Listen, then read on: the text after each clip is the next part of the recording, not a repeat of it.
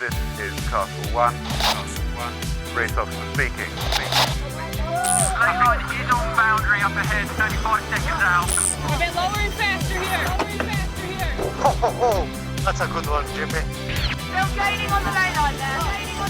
We're looking at 10-5, 42. Matching him on the boundary, yeah. Copy. Welcome back, podcast listeners. Thank you for joining us from wherever you are on the planet. And as always, it's great to have you along for another deep dive into the crazily diverse world of sailboat racing. So, just as we're all beginning to get a little excited about this summer's America's Cup, we thought it was time to celebrate one of the winningest cup sailors of all time. We will, of course, be exploring what's new in this coming cup in the next few pods, but for now, let's remind ourselves of the magic and the drama of it all. As you'll hear it for yourself, this month's guest has been at the sharp end of cup racing for the last 3 decades. He's wonderfully understated, has a sharp and inquisitive mind that still fuels his enthusiasm for sailboat racing at the very highest level. And as you'll hear, he's been top pick on the Grand Prix team sheet for quite some time. Before we get going, just a quick thank you to everyone that got in touch after last month's podcast with British offshore legend Pete Goss. I loved hearing all your stories, particularly around the Team Phillips project. It really touched a lot of people, and it was a joy to be reminded of all of that. Thanks too to all of you that took the time to head over to buymeacoffee.com to support the podcast. If you haven't done so already, I promise it's very quick and easy. buymeacoffee.com/sailing the podcast. And do leave us a message and buy us a few coffees. If you've already done so this season, a massive thanks. If not, then wherever you are, help us keep the pod ad-free by showing your support. Thank you. Right, back to our guest this month. New Zealander Murray Jones, or Captain as his peers call him, has an almost untouchable resume. 2 Olympic appearances, a pivotal part of 7 America's Cup teams, lifting the oldest trophy in world sport 6 times. He is, of course, in the America's Cup Hall of Fame, and in addition has a smorgasbord of success in all kinds of Grand Prix sailing feats. Success that's still ongoing today. Back in the late 90s, Murray was part of a wave of Kiwi talent harnessed by Peter Blake that would see New Zealand both win the Cup from the Americans and defend it at home.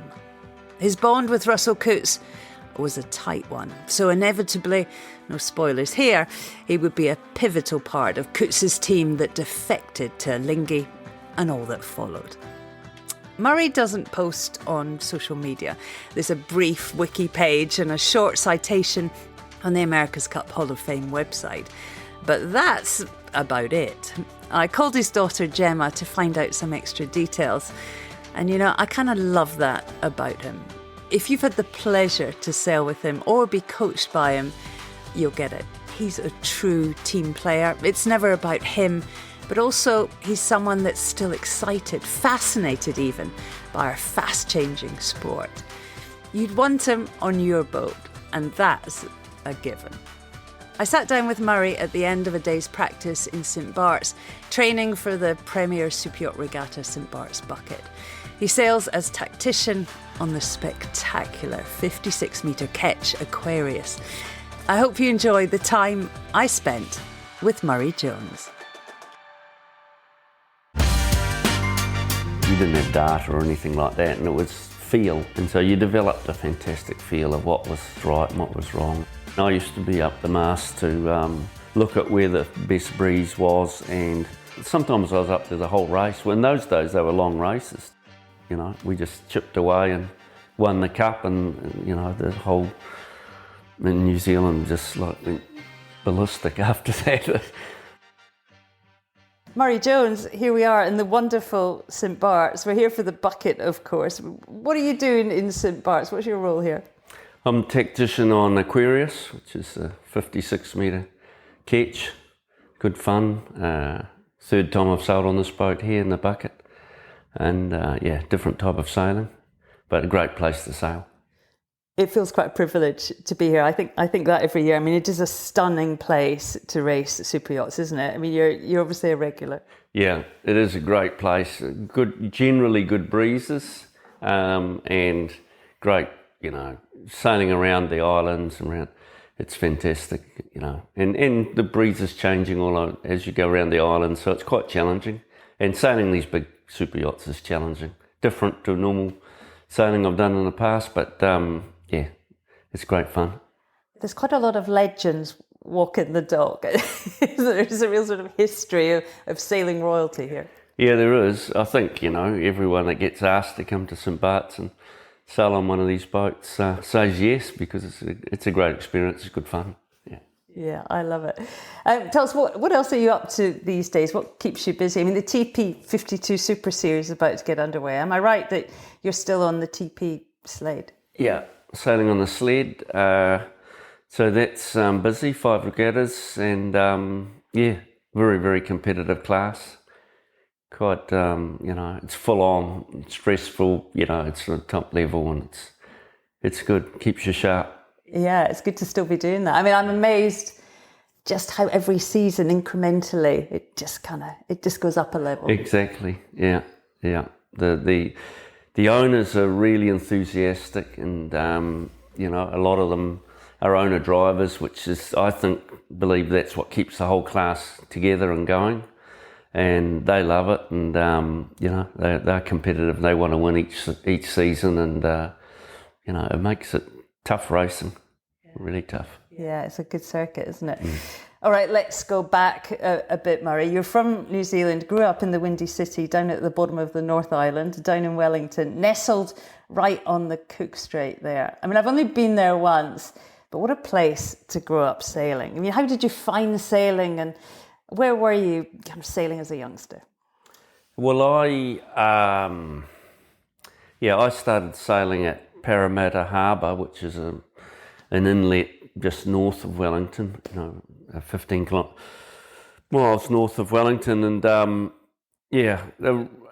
didn't come from a sailing family whatsoever, and the reason I started sailing is I happened to sit at primary school when I was 6-7 years old, next to a guy called David Barnes, his parents were from a sailing family, very sailing orientated, and so I ended up started going out sailing with him in his dad's Flying 15 after school when we were 8 or 9 years old, and then eventually I got a P class myself, and we ended up sailing together and against each other for years and years after that. Yeah, David Barnes, 470 royalty. Exactly, 3 times world champion. Amazing sailor. I mean, you grew up, I'm right in thinking, in Lower Hutt, Murray. Am I right that it's a bit of a rugby enclave? You didn't fancy a career wearing the black jersey, did you? No, I was hopeless at rugby, so that was an easy decision. If you're in New Zealand, it's either rugby or sailing. Yeah. Yeah. I mean, when did you start tasting a bit of success from a sailing perspective? When did you start to feel like you knew what you were doing? Well, I was quite average, really, in what we call the P class, which is just, they only have them in New Zealand, but it was the junior class at the time. And, I think I came 10th at the national champs, and that was it. And then I swapped to a 2-person boat, which was a junior cherub, which is a cherub with a slightly smaller rig, which they sail in New Zealand. And all of a sudden, the sport changed for me, and I really, really enjoyed it. And I was competitive straight away, and we straight away won the nationals, and that happened to be the trials for the Youth World Championships, and so I went to the Youth World Championships, when I was 16 or something like that, and I only stayed in that class for 1 year, and then I went into the 470 class, pretty young, and again they changed the youth trials to the 470, and I did 2 more Youth Worlds in that, and and I was one of the top in the 470 class in New Zealand right from there, and so that was my start really, and international sailing. What do you think you liked about it? I mean, we're going to hear that actually you're quite a technical brain. Was it that it was slightly more tweaky, or just being part of a team? I think that more technical aspect of sailing to the two-person boat, the technique was better.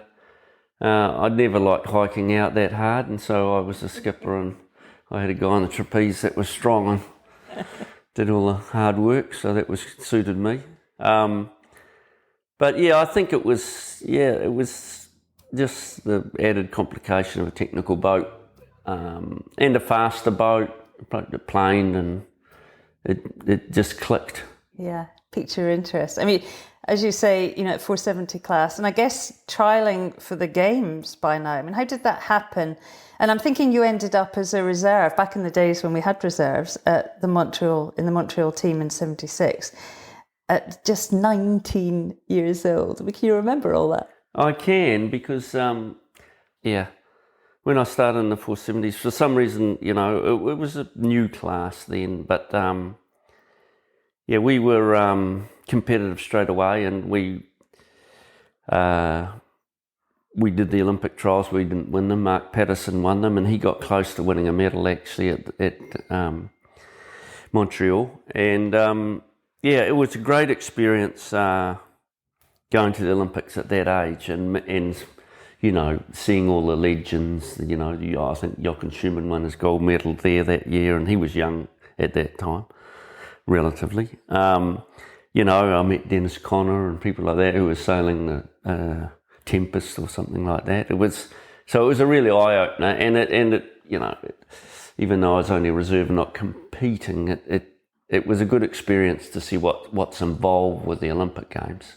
Yeah, I mean, I think you almost had to go then to realise what was involved in being successful, didn't you? I mean, what were your takeaways from watching others compete there? Well, you realise it was a different sort of regatta to the World Championships, and it felt long, and you had to survive through the regatta, and it was a matter of surviving and not making major mistakes and staying in the game till the end. I think that's what I learned about it. Yeah, important lesson even now. 4 years later, by Seoul in Korea, you qualified to represent New Zealand in the 88 Games. I mean, how did that feel? How proud a moment was that? Well, to go back, so that was the 76 Games. In 1980, I qualified for the 80 Olympics in Tallinn and Moscow, but New Zealand was one of the countries that boycotted that Olympics, and so that was incredibly disappointing for me, because we'd spent 4 years from 76 and training for the Olympics, and then at the last second to be told we're not going was after winning the trials, and we were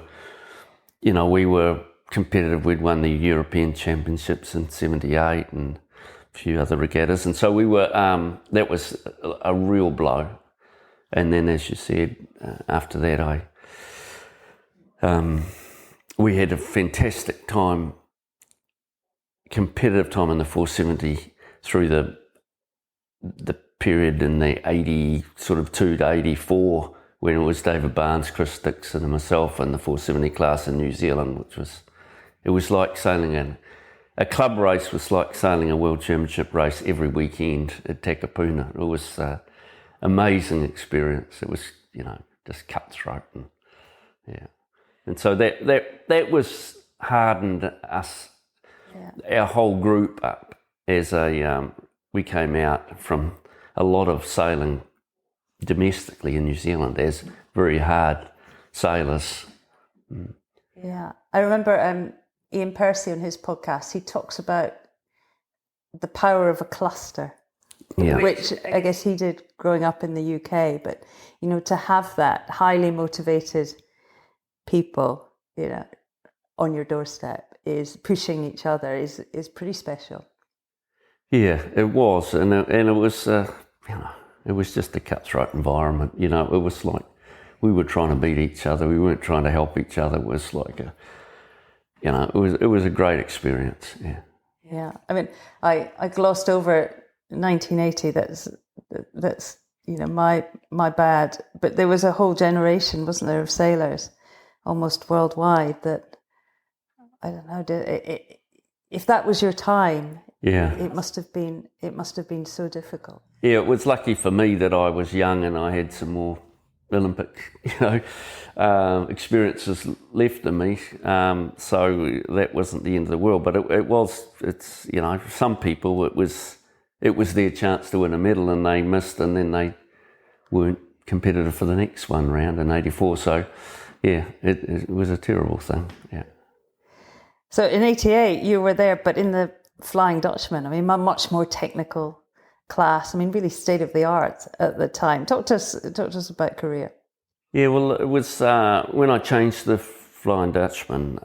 Again, I really enjoyed the technical aspect of it. It's a fantastic boat to sail. I still look back in those days of sailing the FD, and I think that's where I learnt a lot about the sailing a boat well and the balance of a boat and the trimming sails well, and because you could adjust just about anything on the boat while you were racing around the race. You could, on a beat to windward, you could change the mast rate, you could change the rig tension, you could change the rake of the centreboard, you could move the centreboard fore and aft, you could do everything you like, and it was changing the balance. And in those days you didn't have data or anything like that, and it was feel, and so you developed a fantastic feel of what was right and what was wrong, and yeah, it was a great experience, and yeah, and we became competitive in the Flying Dutchman pretty well straight away after 1 year.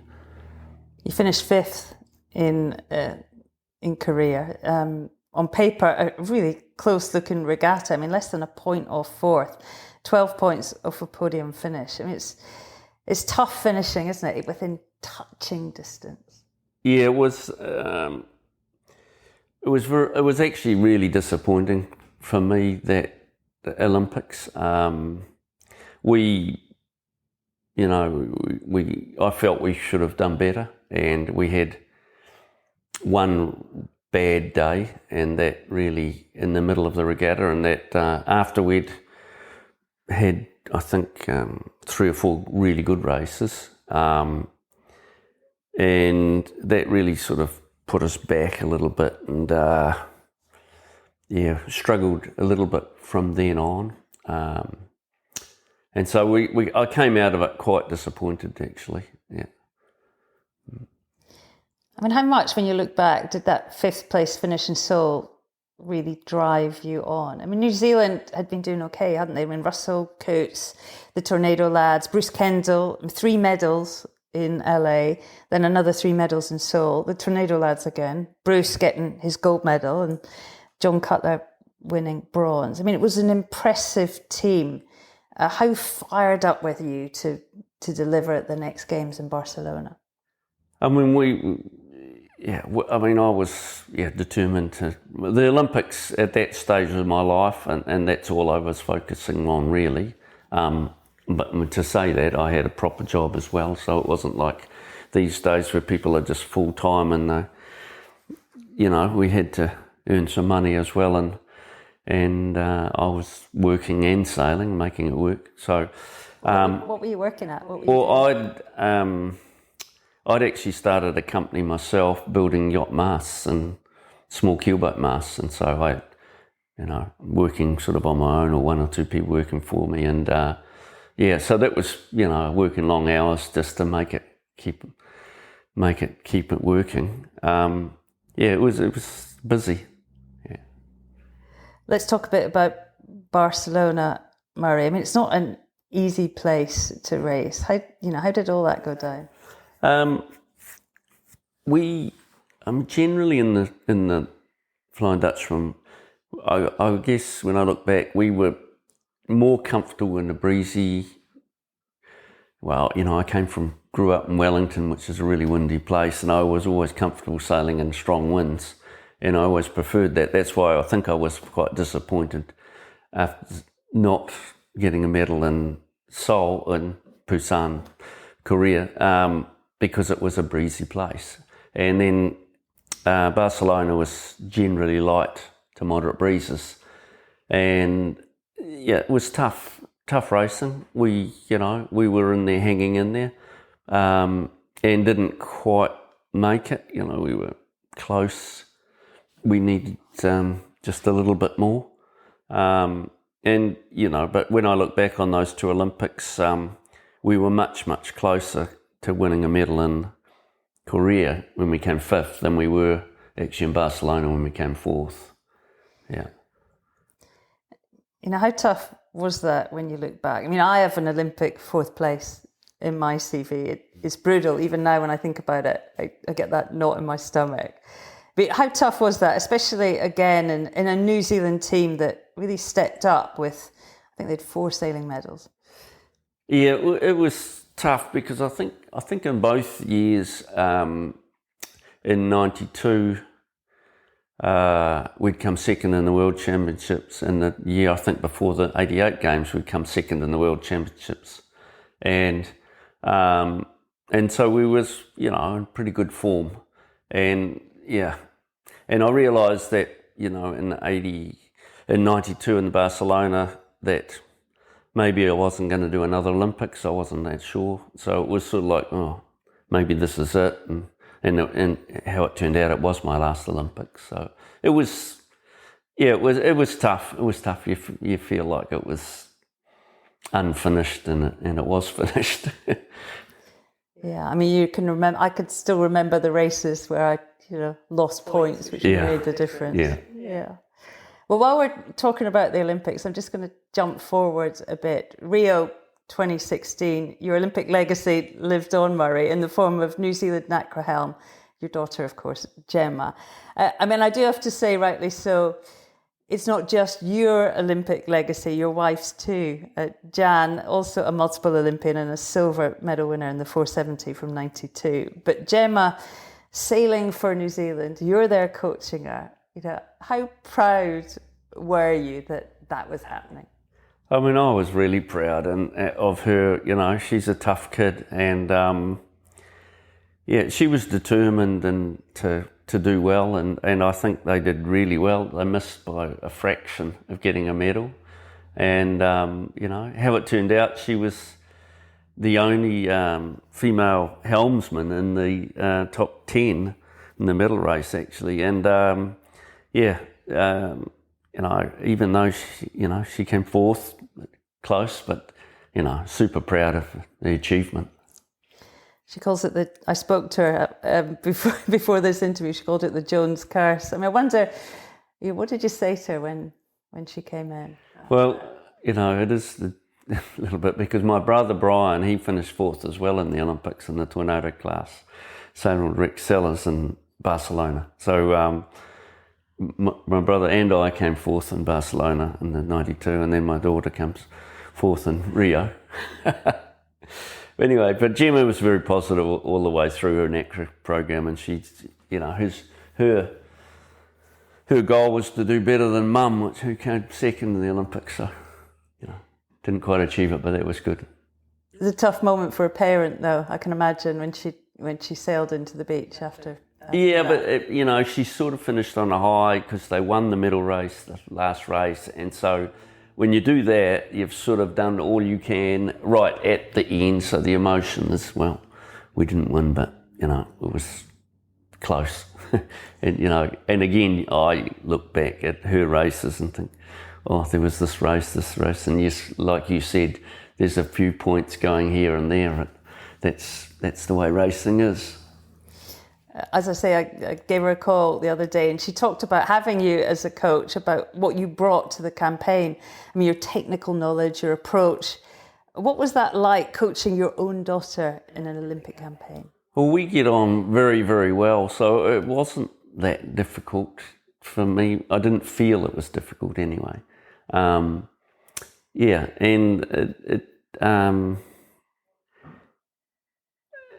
it was challenging. It was a little different because I think things are done a little differently now than when I was coming through Olympic sailing. I think it's a different way of training and approach.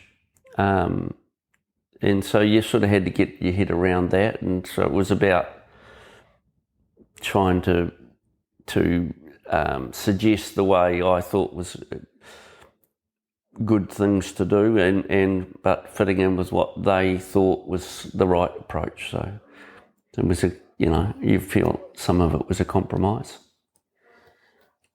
I bet quite an interesting challenge for you also. I mean, it's a whole new kind of boat, a new dynamic. I mean, technically quite interesting. Oh, super interesting, and it's challenging, and everyone in the class was learning how to sail the boats, what were the different modes to sail them and techniques, because the Rio Olympics wasn't a foiling boat, but it had sea foils and it skimmed, and you could, they got the technique of the top people was amazing how well they could sail those things and get the boats just skimming, so the stern was only just skimming on the water with their balance with the crew weight and the trim of their sails to be almost foiling without an elevator on the rudder, which was amazing really, how refined they got it. And then obviously they changed after that to elevators on the rudder, and now they fully foil. All right, back to 92, and for the Flying Dutchman, your class, I mean, that was it for the Games, wasn't it? It was out post-Barcelona. But at the next Games in Atlanta, New Zealand only won the one medal. Barbara Kendall, of course, in windsurf. I mean, what happened to New Zealand sailing? Had everyone bailed on the Olympics for the Cup team by then? What was going on? I don't think it was the America's Cup team, that really that took away. I think we had a generation of a wave of really good sailors that came through, and a lot of them, like myself, stopped all at the same time, and it left quite a gap of experience, and I think it took a little bit of time for those new people to come in and get the Olympic experience and then to get some more medals coming. But we had a fantastic period where New Zealand was very successful in the Olympics, and we had great atmosphere in our Olympic teams, and within, we got on so well with all the other people in sailing in the other classes, in the Soling or the Finn and all the others, all these guys, Tom Dodson, Russell Coots and all these guys, you got on so well with them, and we all sailed, against each other and together in New Zealand in other boats as well. And it was a very special time in New Zealand sailing. And I think a lot of those people came through that have, went through to the America's Cup after that and have been successful. Yeah, well, as you say, there was a 1995 Cup team sailing in San Diego against the might of Dennis Conner. Team New Zealand in the famous Black Magic, Russell Coots on the helm. What was your role on board, Murray? Well, I was the strategist, and that's where because I think I'd come from as I said before, I was involved in building masts, and I was used to going up masts and things like that, and so I became the guy who used to go up. It was light winds predominantly in San Diego, and I used to be up the mast to look at where the best breeze was, and also in those days when you jibed you had to kick the battens over because the battens wouldn't jibe, and protect the Jenica from the jumpers and things like that. So sometimes I was up there the whole race. Well, in those days they were long races, 2.5 hours or something, so it wasn't that much fun at times. Every picture I found of you, you've got a harness on, and that became your space, didn't it? Up the mast, looking for shifts. I mean, that always strikes me as such a massive, actually, responsibility. I mean, how tough is it calling all that? I mean, I guess no one else has a view from the top, so they can't really argue with you, can they? It is quite a responsibility, and I just take the attitude, well, when I start the regatta, even if it's the America's Cup, you know you're going to make some mistakes. And if you go in with that, knowing that, and you're not stressed about it, and you just do the absolute best job you can, you take into all the factors, make the right, and you think you're making the right decision, and that's it. And, like invariably, Russell would do what I said, and that was that. And I realised if I said go this way, and that's the way we were going to go, and hopefully it was going to be right. Yeah, he really trusted you. Yeah. I mean, how exciting was that, sailing in the Cup? I mean, in New Zealand now, the Cup is obviously a massive deal, of course, but how big a deal was it back then? Oh, in New Zealand it was huge, because it was my first America's Cup. I'd come out of Olympic classes. I'd done quite a lot of match racing in, the match racing classes, boats. But I hadn't done a lot of big boat sailing, really. So it was quite new to me. But it was, the America's Cup was a big deal then for New Zealand, because we'd sailed the America's Cup in Perth in the 12 metres, and it was the first cup New Zealand competed in, and they actually got very close to winning that cup, even though Dennis Conner knocked them out in the Louis Vuitton Cup. It could have gone the other way, actually, and then they could well have won the cup, because Dennis went on to beat the Australians relatively comfortably. So that fired up New Zealand in the America's Cup. And then in 92, there was a big effort through Michael Fay and the New Zealand Challenge. And lots and lots of my mates were involved with that cup. And it was a big, big effort, big team, a lot of resources spent, and came up short, made a few mistakes probably in the approach. And, that disappointed the New Zealand public, because they build them up and think, oh yeah, we're going to win, but we didn't.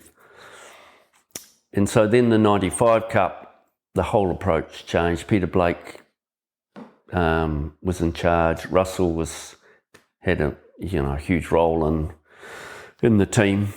He was basically in charge of the sailing team, but also really overall looking at the design team as well, because he's very technical, Russell. And the whole thing was a different attitude, as playing low key. We're just going to go along. We're not going to talk it up in the media or anything like that. We're just going to let the results do the talking, and that's how we operated. And then, we just chipped away and won the cup, and the whole in New Zealand just went ballistic after that. I couldn't believe it, We actually didn't realise how big a deal it had pumped it up to be in New Zealand. We'd won in San Diego, and then everyone in New Zealand expected us to successfully defend. Out of the blue, Russell rang me and said, I'm thinking of, I've got an offer to sail for a Swiss guy, and for the America's Cup, and it kicked off, and we were off, and yeah. We were pretty unpopular in New Zealand. 5 wins from 5 in that cup. I mean, and the closest they got to beating you, I think, was 2 minutes behind you. When you look back, why do you think you were so dominant? Well, I think our whole attitude going with developing the boat and sailing was all about having a fast boat, and we thought we had really good sailors, and we would learn or be able to sail the boat well and match race well, because we'd all done lots of match racing as well. And so all our resources, and we just spent all our time testing and making fast boats, and hardly any racing. And we had 2 boats and 2 sailing crews and everything like that. but we'd just test the whole time. We didn't do any racing. We just took the attitude that the Louis Vuitton Cup would be our practice racing. And we were just fast, and we basically sailed away from all the boats in the Louis Vuitton Cup and Dennis in the Cup. Yeah, the fastest boat always wins the America's Cup. Describe for me, I guess you were up the mast, but what the comms were like on board. There was a lot of talent, as you already mentioned. Peter Blake, Brad Butterworth, Tom Schnackenberg. I mean, massive names. How much chat is there on board, and what is everyone discussing? How did all that work? Well, it's actually very quiet on board because we all know each other and have sailed in different boats together so much. It's actually pretty low key, and a lot of trust in each other. So if someone says something, that they're saying it for a very good reason, and really you're going along with whatever that person has said. And and Russell's the classic case of he just trusts the people around him, and if they say, like for instance, if I say we're going to go left or something, we're going to go left. He's not going to say, well, I'm not sure, I think the right looks good. He gives you the responsibility, and then I know that next time when I say something, we're going to do it, and I better be right. Yeah, that's quite special, isn't it? I mean, the respect and the trust to absolutely do what they say. It must have been pretty special when you all got home. What was that homecoming like, bringing the cup to New Zealand? I mean, it's lived there for a while, isn't it? But what was it like the first time, of course? Well, I mean, it was incredibly special. When we weren't, we'd gone over to San Diego and we're living in a little bubble there and keeping things low key as far as the media was concerned. And we actually didn't realise how big a deal it had pumped it up to be in New Zealand. And so it was actually a bit of a surprise when we came back, and next thing they had these ticker tape parades through Queen Street in Auckland and all the major cities in New Zealand, Wellington, Christchurch, Dunedin.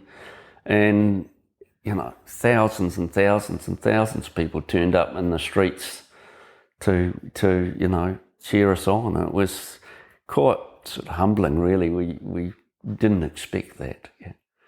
We didn't realise that it captured the nation the way it did. It's a great sporting nation, isn't it? Once they get behind their team, it's amazing. Yeah. When New Zealand carried on and went on to successfully defend the Cup in 2000 by now, at home, obviously, another 5-0 win, this time against Luna Rossa. What do you remember about that Cup, sailing at home? Yeah, it was quite, hard, and not the actual Cup. The build-up, because we had 4 years, whatever it was, to build up for that Cup. Because that Cup was in 2000. And,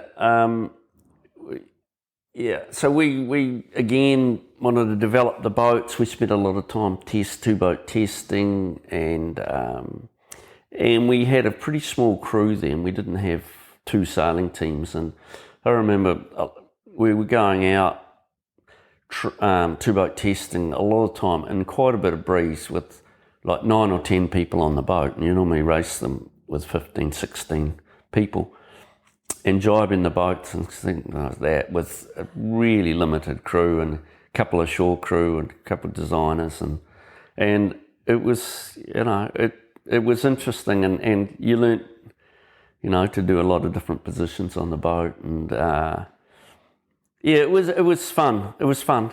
It was hard work, and we did a lot of development.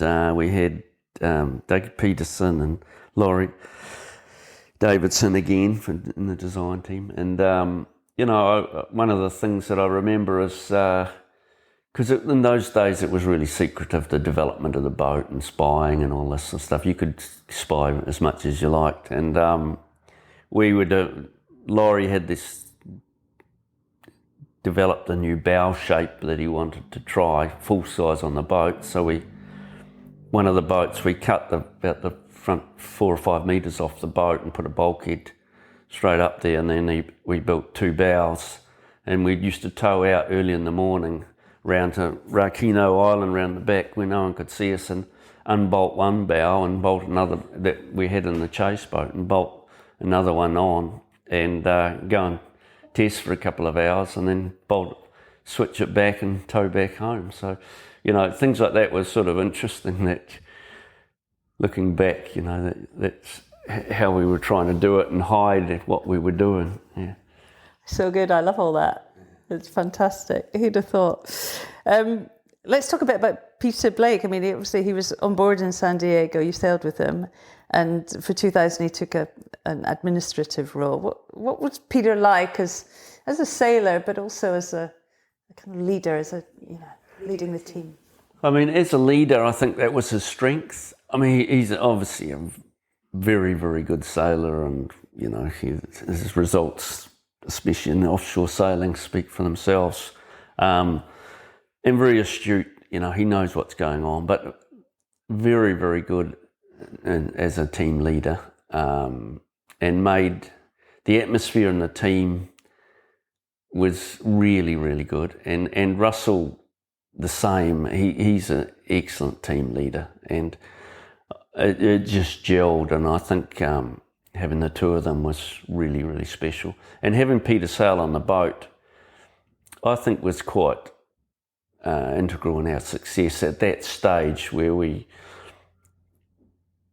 because then he understood exactly what the priorities were, what we needed to spend the money for in the development of the boat, and he would go out and try and get it. It was a real low budget. I think the whole thing, in '95 at least, was like a bit over 20 million, probably 25 million Kiwi dollars. That we won the cup with 2-boat program and 2 sailing crews. It was amazing, really. Yeah. Just make good decisions. Well, we had to. That was, I think, one of the special things about our 95 and 2000 teams, is that we had low budget, and all our decision making had to be good, and we didn't waste.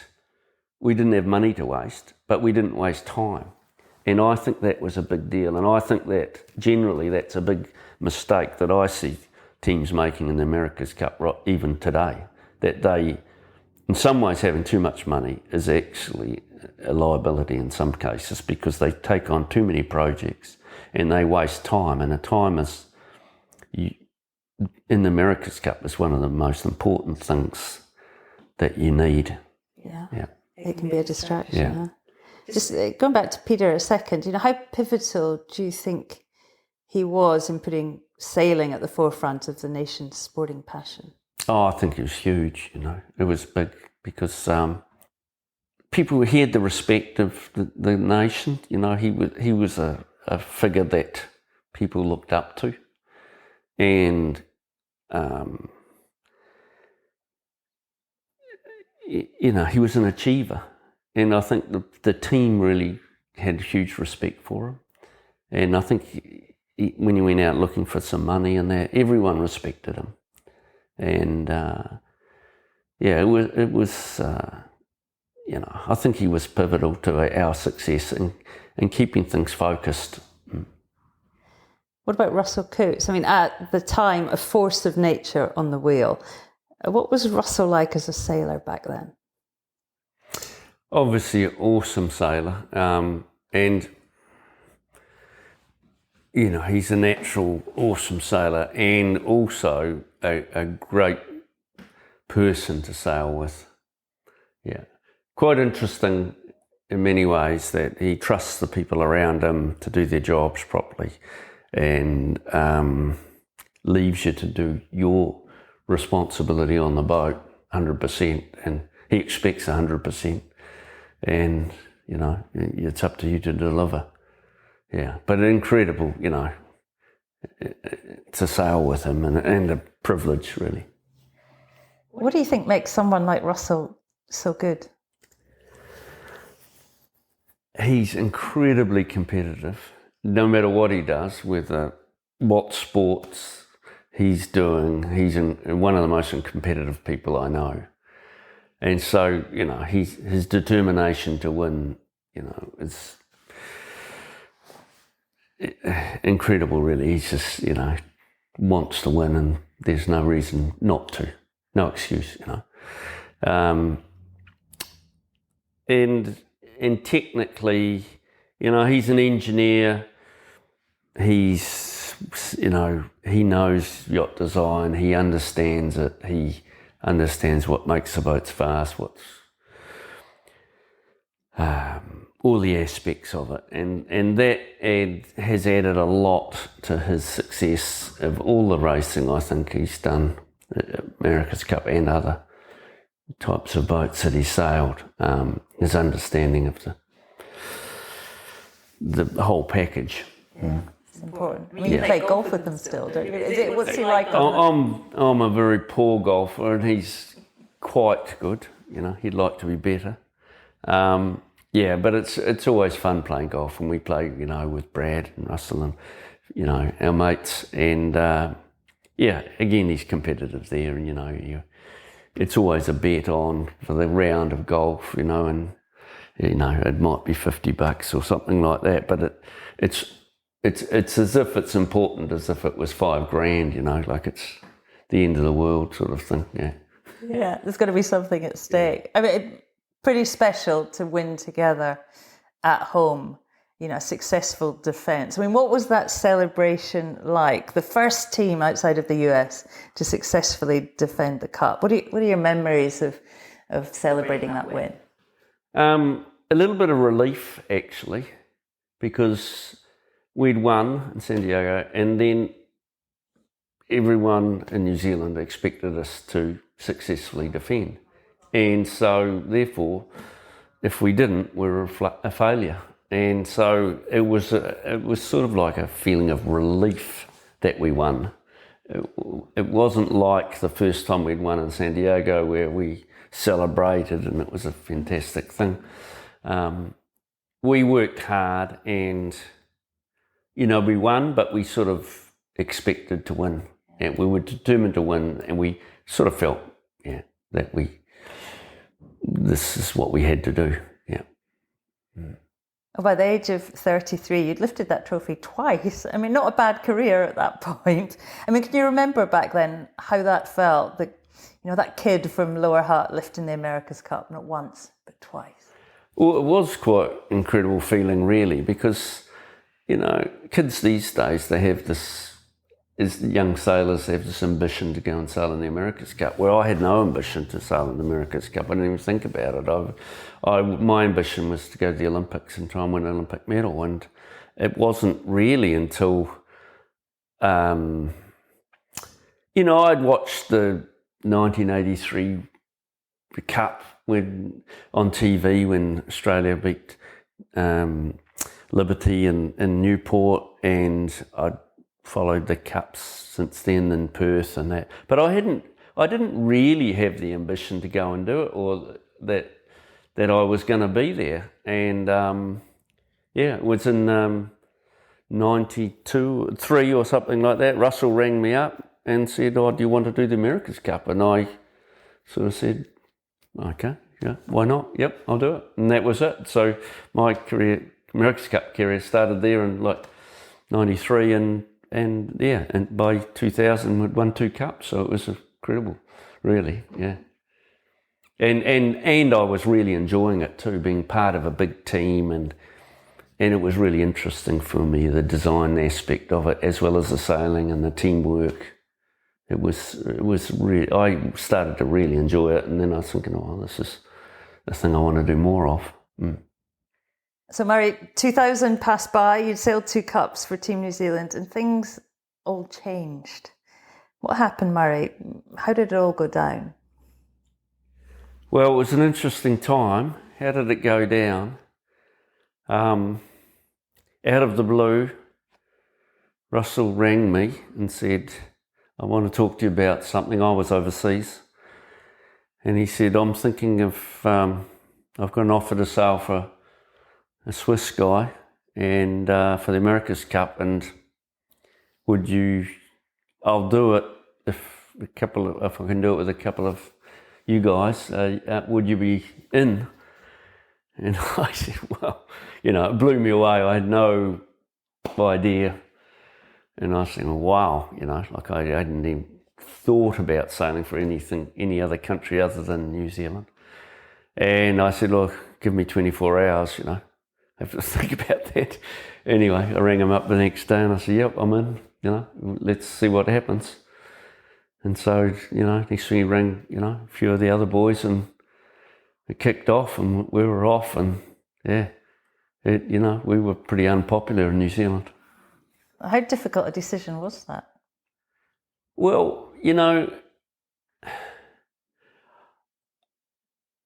I sailed 2 cups for New Zealand at that stage, but Russell had brought me into the America's Cup. He was the one that asked me to join the team. And I'd been a friend with Russell from when he started sailing. He started sailing at the same club as me, actually, in Parramatta in Wellington. And I'd known him all through the Olympic years. And so I sort of had this loyalty to Russell and I really enjoyed. And I couldn't imagine, turning down the offer to sail with him again. So I just said yes. And I thought, well, I'm doing it this really for myself. I don't owe anyone anything. This is what I want to do. So yes was the answer. And off I went. Once you'd said yes, once you decided to go, was there any comms with your old teammates? I mean, Russell was going, obviously, Brad, Grant Simmer, a couple of others. I mean, did it just feel like a business or a sailing decision? Was there any doubt or any sense that the Kiwi public may not like this? I mean, we were obviously aware that the Kiwi public would not like it, and we would be, unpopular. And some of our teammates would, in Team New Zealand, that were going to carry it forward. Obviously, we're going to be disappointed we were leaving the team. On the other hand, it opened up a lot of opportunities for people that may have stayed in the B boat for, another cup around. So, in the end, you do it for yourself. Yeah. How difficult was it then as 2003 approached and you had to be set up in Auckland wearing the Alinghi team kit? I didn't mind it. I didn't mind it at all, actually. It was, there was, people looked at you and some people recognised you, but to my face or anything, I didn't get any grief from individuals or, abuse or anything like that. There were people that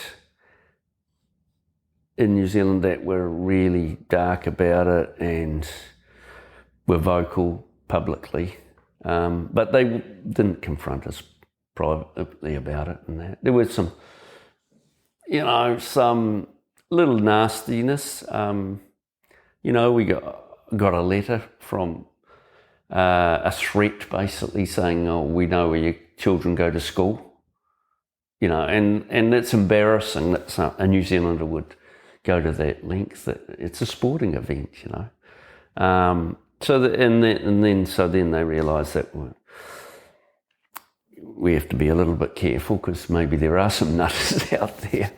But nothing ever happened, and it was okay. Yeah. It was a different era then, really, in terms of professional sailing, and it must have felt like, it was a big opportunity, wasn't it? Financially and opportunity-wise. It was, because it was really where we were going from virtually amateur sailing. We got paid, obviously, Team New Zealand in 95 and 2000. But, as I said before, they were low-budget campaigns and we didn't get paid very much, and we were getting paid New Zealand dollars. And this was an opportunity for our career to actually move forward and a big opportunity. So, that's why we took it. But you asked about, how how I felt about being in Auckland wearing the Alinghi clothes, you know. So one of my best mates, Joey Allen, who was still with Team New Zealand, and he's a character. One day he you know, I think it was during the Cup, few races, he said, oh, why don't we have a beer, you know?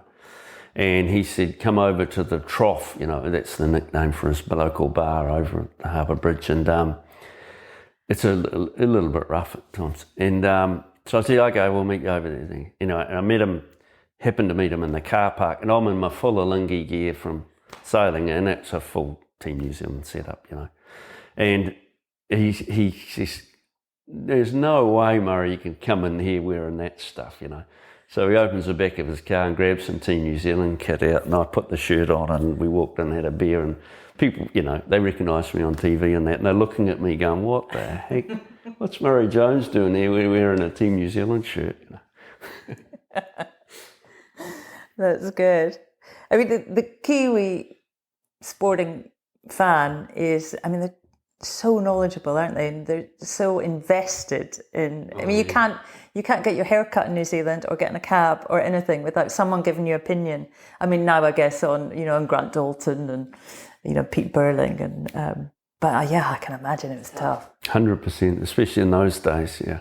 People were passionate about it. They knew all about it. Everyone was an expert. Oh, well, the racing was good, wasn't it? There was 9 challengers in that cup, 16 round-robin matches per team, quarterfinals, semi-finals, and a challenger final. You lost just 4 races. I mean, how tough was that challenger series, and how good was it for Alinghi? Yeah, it was awesome racing.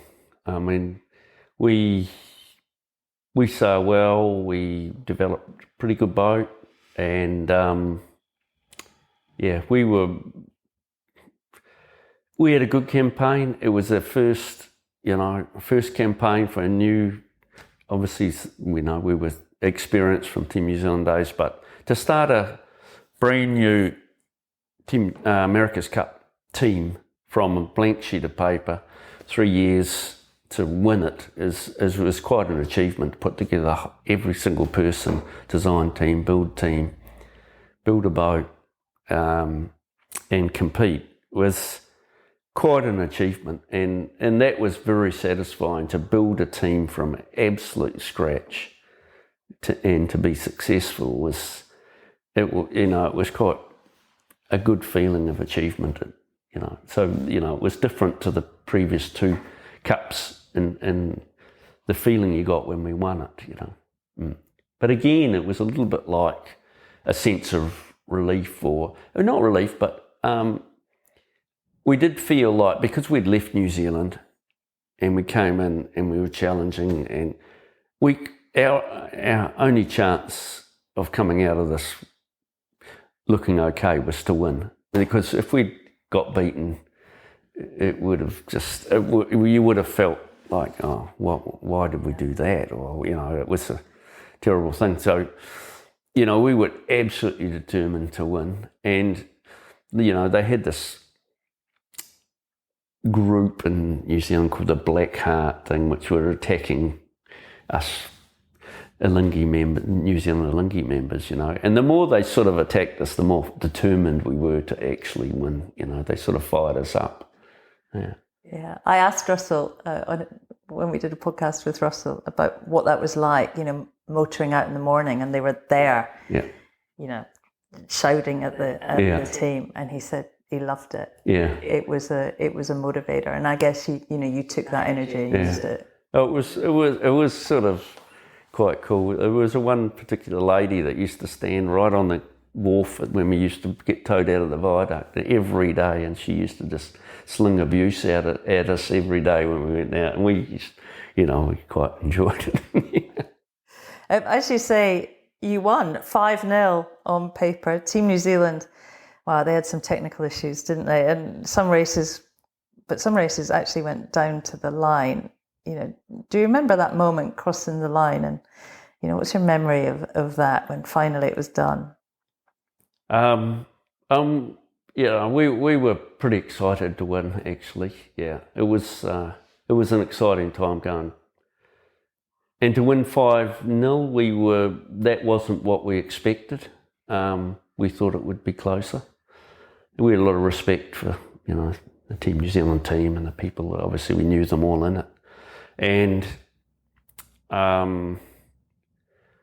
we sailed steadily and well. And I guess in some cases we waited for them to make mistakes, and occasionally they did. And that was sort of the way we operated. And in the end, we won all the races. They had some technical issues with their boat. We had the feeling that they were pushing right to the limit with their boat, and they were looking some ways for the silver bullet that would win them the cup, whereas we had the attitude that we backed ourselves in equal boats to win, and we developed very good boats, but we were felt happy going in there even if we had equal boats. Yeah. We're going to leave Murray there for now. It's been fascinating to hear his winning approach and get an insight into how that band of brothers really made it happen. To Murray, a massive thanks for his time and his patience in sitting down during a regatta to get the podcast done. And of course to Gemma for the call about her dad. If you've enjoyed the podcast and you'd like to show your support, then please do head over to buymeacoffee.com/sailing podcast.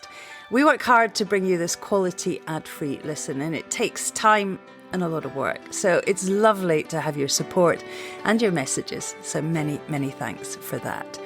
And thanks as ever to the tireless work of the multi-talented Tim at Vertigo Films. Producer of the podcast, Tim is now super busy working hard over in Barcelona for America's Cup television. So Tim, as ever, a massive thank you for finding the time to put things together. And so that's it from us. Do tune into part 2 with Murray. Lots more America's Cups to come. And until next time, thank you so much for listening. Have fun on the water and sail safe, everyone. This is Castle 1. Race officer speaking. Left right is on boundary up ahead, 35 seconds out. A bit lower and faster here. That's a good one, Jimmy. Still gaining on the lane line there. Gaining on the lane line there. Looking at 10-5, 42. Matching him on the boundary, yeah. Copy. This is Castle 1 standing by. Out.